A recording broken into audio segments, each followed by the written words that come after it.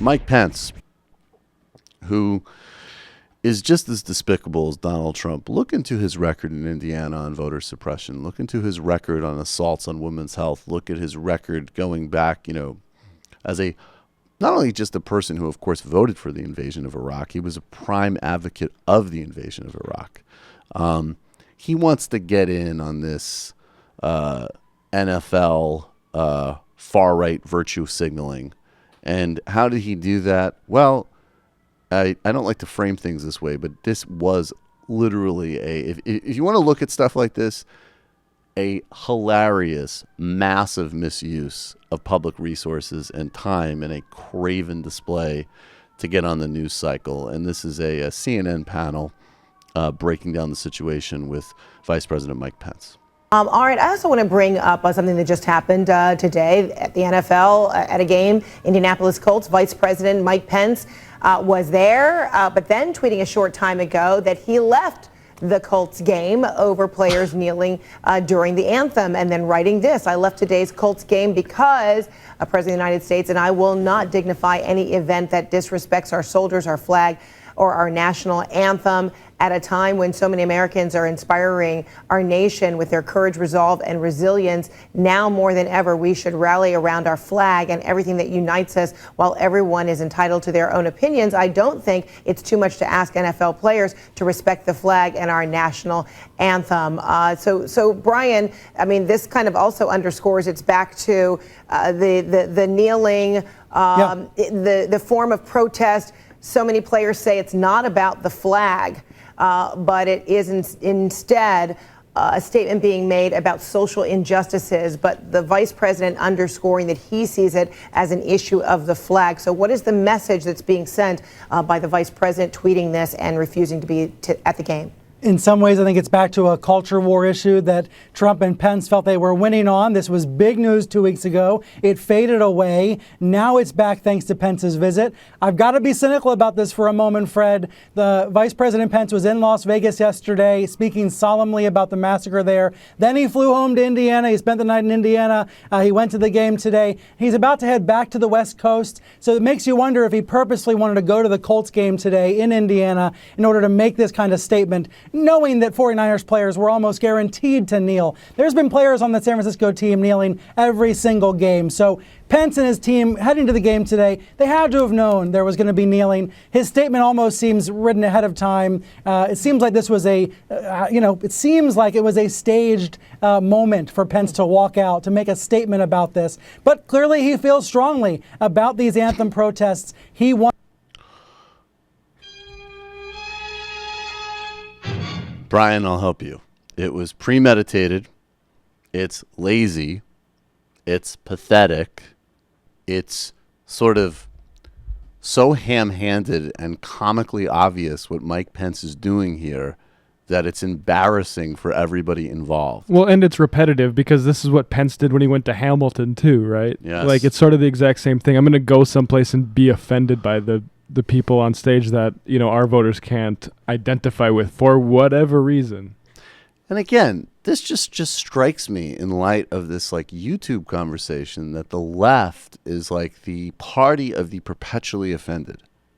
Because we might say hey, I thought your comment about Puerto Ricans being lazy while we're viciously savaging them with austerity, not responding seriously enough to a catastrophe, I thought that was a fucked up thing to say. That means that we're always triggered.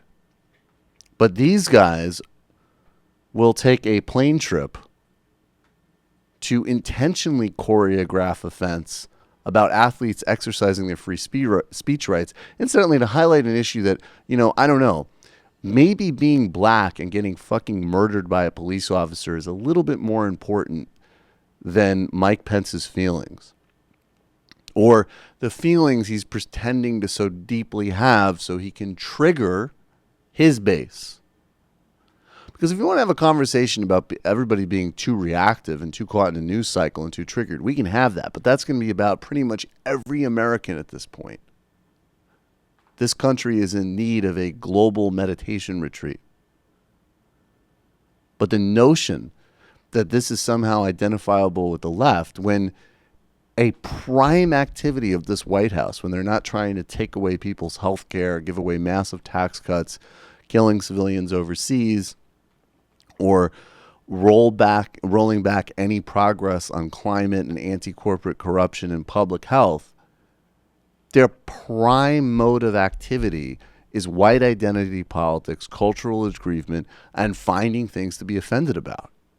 That's what that is literally the only areas of competency that the modern right has.